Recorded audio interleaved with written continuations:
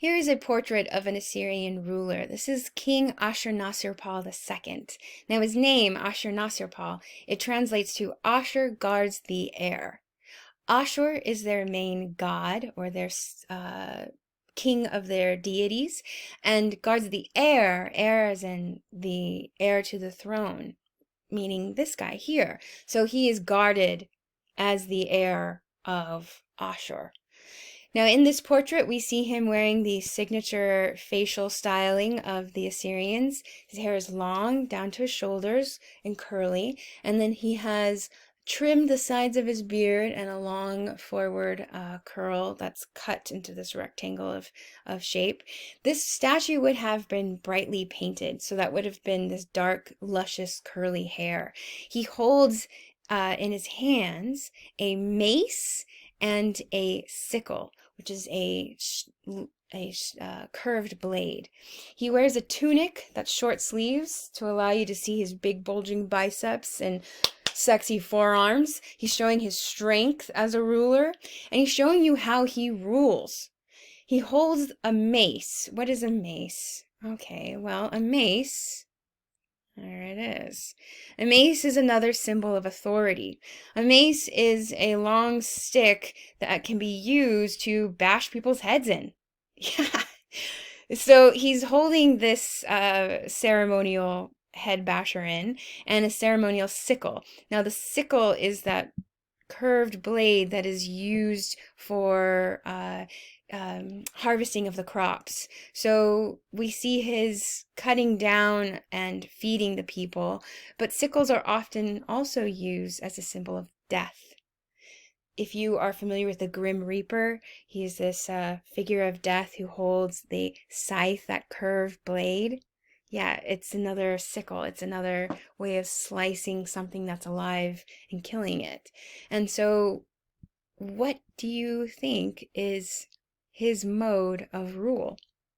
How does he want us to understand him as a ruler? A violent one. He is extremely monstrous. He's saying, I rule by bashing people's heads in and cutting them down. I also feed my people, but that is not the point here.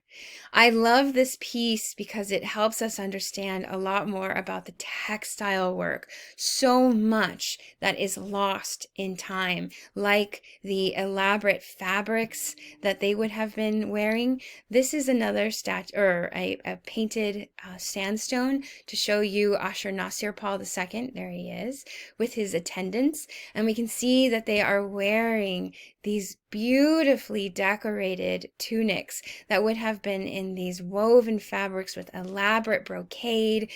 All of this lost, but the colors would have been bright.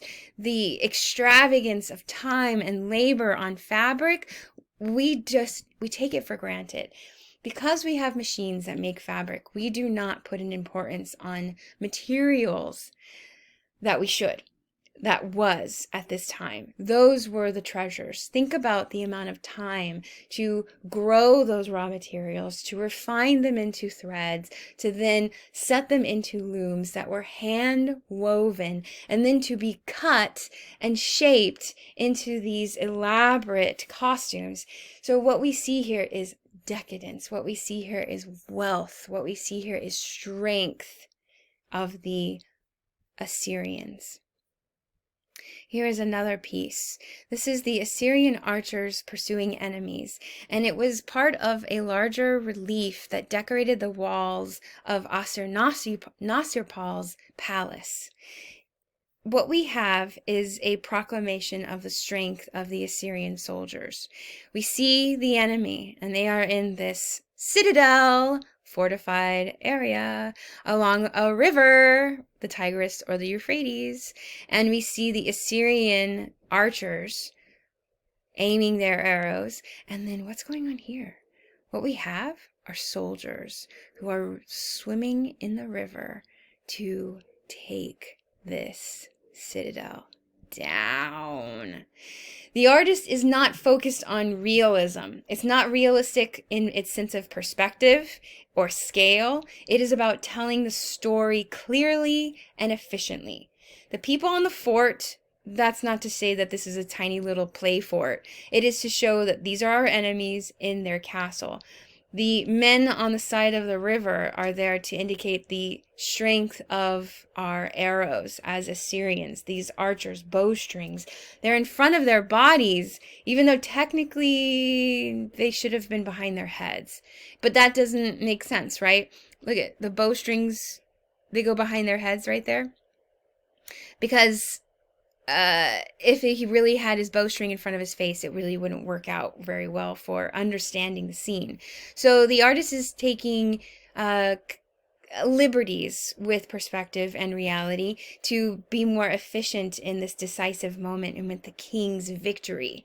Think about this. This would have been placed in his palace, where we would have been invited if we were so lucky. What if we were an emissary or an ambassador coming to negotiate something with the Assyrians who already scare us? This is meant to intimidate. This is meant to show his power, the Assyrians' dominance over this region. And it would have been brightly painted and part of a more elaborate, long series of works.